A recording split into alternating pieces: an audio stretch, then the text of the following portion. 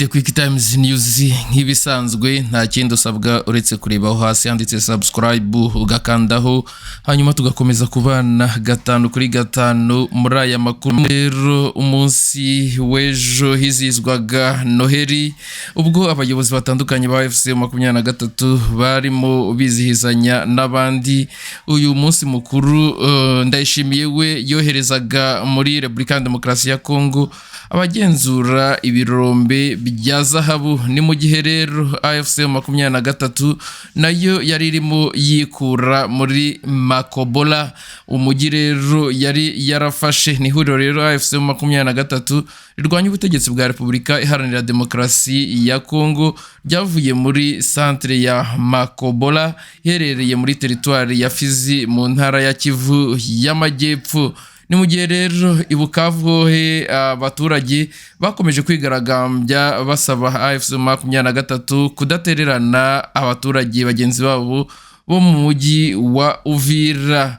Aha rero reka izi nkuru zose tuzive imuzi n'umuzingo duhereye kuri iyi ngiyi ya AFC 23 aho rero yavuye muri Makobora, ndetse durahita dukurikizaho n'ingiyi ya Ndayishimiye, cyane ko uyu munsi yagiranye ibiganiro n'itangazamakuru ndetse n'abaturage bamugezaho ibibazo bitandukanye bafite muri uyu mwaka ushize banitegura kwinjira mu mwaka utaha wa 2026.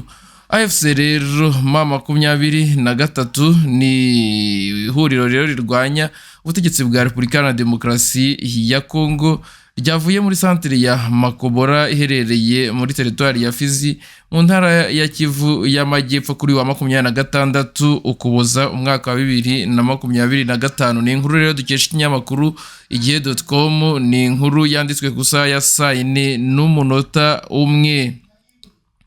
Ni kwa 25 rero Ukuboza 2025 aho iyi centre yagaragayemo abarwanyi bo mu ihuriro rya Wazalendo rishyigikiwe n'ubutegetsi bwa RDC, ndetse bemeza ko bakuye AFC 23 muri uyu mujyi ndetse no muri iyi centre. Nakindi usabwa rero utarabikora uretse gukanda like na subscribe, hanyuma tugakomeza tukabana gatanu kuri gatanu. Wowe wakoze subscribe kanda like biraba bihagije, dukomeze tuve imuzingo izi nkuru zitandukanye. Umuvugizi rero w'abarwanyi bagaragaye muri Makobola witwa Winston Makufuri yagize ati abaturage bakomeze batuze Makobola twayisubije. Turashimira rero Perezida Felix Tshisekedi wohereje ingabo za FARDC kugira ngo zirinde umutekano w'igihugu cyacu. Nubwo rero Makufuri yatangaje ko ihuriro ry'ingabo za leta ya RDC ryakuye AFC 23 muri Makobola, amakuru rero yizewe ahamya ko AFC 23 yahavuye nta mirwano ibaye, kuko ku wa 25 Ukuboza hari hatuje abaturage bizihiza iyi Noheli. Umuturage rero wo muri Makobola yagize ati saa 8 z'amanywa nibwo twababonye berekeza muri Uvira bafite imizigo yabo. Nyuma y'iminota mike twabonye FARDC na Wazalendo bahagera. Kwa 25 rero Ukuboza mu duce rero dutandukanye tw'iyi centre habaye imirwano ikomeye yatewe n'ibitero bya drone n'intwaro ziremereye byatangijwe rero n'ingabo za RDC ndetse na Wazalendo. Iyi mirwano rero yabereye muri Makobora ya mbere, Makobora ya kabiri, Kiringi, Kirambi n'ahandi rero yatumye abaturage benshi bahungira mu bice bitekanye birimo umujyi wa Uvira uri mu majyaruguru y'iki gihugu. Mu gitondo rero cyo kuri uyu wa 26 Ukuboza ingabo za RDC na Wazalendo byarashe ku cyambu cya Kalundu kiri rero mu kiyaga cya Tanganyika ahaherereye ku mujyi wa Uvira bikoresheje drone z'intambara. AFC rero 23 mwabonye ko nayo yatangiye gukoresha ingabo zabo zirwanira mu mazi. Yemeza ko rero tariki ya 18 Ukuboza abarwanyi bayo bose bari bamaze kuva mu mujyi wa Uvira mu kubaka icyizere mu biganiro byihuriza na leta ya RDC Doha muri Qatar kugira ngo impande zombi zigeze ku masezerano y'amahoro ziyemeje. Intumwa rero za M23 zasubiye mu biganiro i Doha tariki ya 12 Ukuboza, ariko leta ya RDC yanze koherezayo intumwa zayo yinubira ko abarwanyi b'iri huriro bafashe umujyi wa Uvira tariki ya 9 Ukuboza. Bigaragara ko rero Repubulika ya Demokarasi ya Kongo ariyo yikuye muri ibi biganiro nta kamenyesha. Perezida rero w'inama y'abaminisitiri ya Togo akaba rero n'umuhuza washyirizweho n'umuryango wa Afurika yunze ubumwe AU, Paulo Sozima Nyasinge, yagiriye uruzinduko rw'amasaha make Kinshasa tariki ya 22 Ukuboza, rwari rero rugamije kuganirira ku ntambara yo mu burasirazuba bwa Repubulika Iharanira Demokarasi ya Kongo. Tuyuse cyane rero, reka turebere hamwe kuri iyi nkuru nayo ivuga yuko Ndayishimiye yohereje muri RDC abagenzura ibirombe bya zahabu. Ni nyuma rero yifatwa ry'umujyi wa Uvira, abasirikare benshi b'abarundi batangiye kuva mu burasirazuba bwa Repubulika ya Demokarasi ya Kongo RDC, ariko rero ibikorwa by'u Burundi muri aka gace ntibyahagaze nk'uko Ndayishimiye kuri uyu munsi nawe yabyemeje yuko igisirikare cyiwe kiri muri Repubulika Iharanira Demokarasi ya Kongo gutanga amahoro. Perezida w'u Burundi Evariste Ndayishimiye yategetse urubyiruko rw'imbonerakure rero rwagiye mu burasirazuba bwa RDC kurwanya ihuriro AFC M23 kuguma rero muri RDC no kugenzura ibirombe byose bya zahabu biherereye mu duce bakibasha kugenzura. Nkuko rero iki tubikesha ikinyamakuru igihe.com cyanditse ko kugeza ubu imbonerakure ziri mu duce turi hafi ya teritwari ya Uvira no muri teritwari ya Fizi zicunga rero ibirombe by'aya mabuye y'agaciro. Ni nyuma rero yuko ingabo z'u Burundi zivuye mu bice bitandukanye muri RDC birimo Bijombo, Bibogobogo, Rugenzi, Point Zero, Minembwe na Bijabo rero zigasubira rero mu Burundi hagati ya 14 na 17 Ukuboza 2025. Ifatwa rero ry'umujyi wa Uvira niryo rero ryabaye imbarutso yo gutaha kw'izi ngabo z'u Burundi.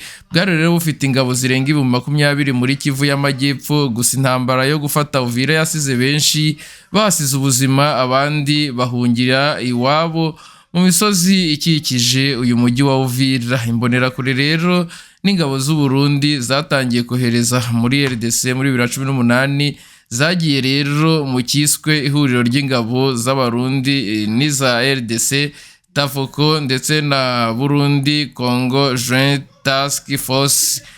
Abasirikare b'abarundi babajwe rero no kuba bazajya bajya kurwana bambaye izo mpuzangano za FARDC aho kugenda noneho bambaye impuzangano z'u Burundi. Abasirikare rero boherejwe muri iki gihugu binyuze mu masezerano ibihugu byombi byagiranye yo kurwanya imitwe yitwaje intwaro ikorera muri RDC, ariko rero izi ngabo zimaze kugera muri iki gihugu zatangiye gukorana n'imitwe y'abanyekongo ziteza umutekano muke, zigamije rero kwishakira no gusahura amabuye y'agaciro muri iki gihugu.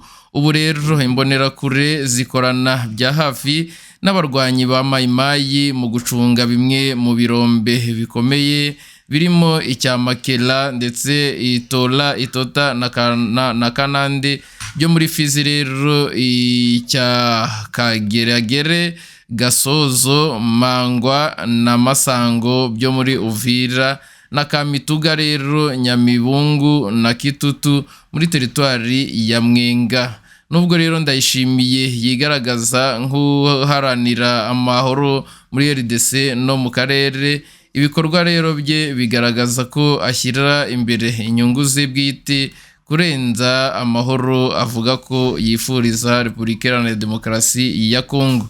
Ndayishimiye rero avuga ko yohereje ibihumbi by'abasirikare b'abarundi hamwe rero n'imbonerakure mu burasirazuba bwa Repubulika ya Demokarasi ya Kongo agamije kugarura amahoro mu karere, ariko rero ingabo ze ntizigeze zirinda abaturage cyangwa ziharanire amahoro, ahubwo zashyigikiye ingengabitekerezo yo kumaraho abanyekongo b'Abatutsi binyuze mu kubica no kubamenesha, ndetse zirengera inyungu zazo zo gucunga no gufata ibi birombe. Icyakoze rero zimwe mu mbonerakure zigaragaza ko zihangayikishijwe ndetse zihungabanyijwe n'ibyabaye kuri bagenzi babo ubwo rero Uvira yafatwaga, birimo rero kubona inshuti zigwa ku rugamba, izindi zikahakomerekera bikomeye, ndetse ko aho gusubira muri RDC zahunga iki gihugu cy'u Burundi. Ni mu gihe rero izindi zigaragaza ko kugeza ubu zitarumva impamvu ziri mu mirwano muri Repubulika ya Demokarasi ya Kongo n'icyo zirwanira muri iki gihugu. Icyemezo rero cya Ndayishimiye cyo kohereza ingabo muri Repubulika ya Demokarasi ya Kongo cyashyize mu kaga ibihumbi byinshi by'ingabo byoherejwe muri Repubulika ya Demokarasi ya Kongo, kuko abenshi bahasize ubuzima, izindi zirakomerekera, izindi biziviramo ubumuga bwa burundu. Tutibagiwe rero ko harimo n'abahunze igihugu kubera kutajya muri iyi mirwano. Ku rundi ruhande rero ibikorwa bigamije kwigwizaho umutungo n'inyungu bwite bifite aho bihuriye n'izi ngabo byo bikomeje rero kwiyongera muri RDC, ibigaragaza ko rero umutekano muri iki gihugu atari byo bishyizwe imbere na Ndayishimiye ubwe nk'uko mubona. Twihuse cyane rero reka dusoreze kuri iyi nkuru y'i Bukavu, turavugaho bike cyane, aho rero i Bukavu abaturage bigaragambije rero basaba AFC M23 kudatererana abo muri Uvira. N'ibihumbi rero by'abaturage bo mu ntara ya Kivu y'Amajyepfo mu mujyi wa Bukavu, aho bakoze rero imyigaragambyo y'amahoro yamagana ibikorwa byo kuva mu mujyi wa Uvira biheruka rero gukorwa na AFC M23. Na agace rero gatoya ka video nkuko mwagiye muzibona tuzipostinga ku rubuga rwacu rwa The Quick Times News, kagaragaza rero abaturage bare nyamwinshi ugaragara uri mu muhanda wigaragambya, ndetse n'ibyapa byanditseho yuko badakeneye kubona M23 iva muri ubutaka bwa Uvira, Bukavu ndetse na Goma. Ni imyigaragambyo rero yabaye kuri wa 23 Ukuboza 2025 mu mihanda yerekeza ku biro bya guverineri wa Kivu y'Amajyepfo, harimo rero n'ibihumbi byabo mu miryango ya societe civile n'abaturage bagaragaza ko batishimiye iby'ingabo za AFC M23 byo kuva muri uyu mujyi wa Uvira. Umutwe rero wa AFC M23 wafashe Uvira ku ya 9 Ukuboza 2025, ariko wiyemeje rero kuva muri uyu mujyi kwa 15 Ukuboza hagamijwe gushyigikira inzira z'amahoro ya Doha.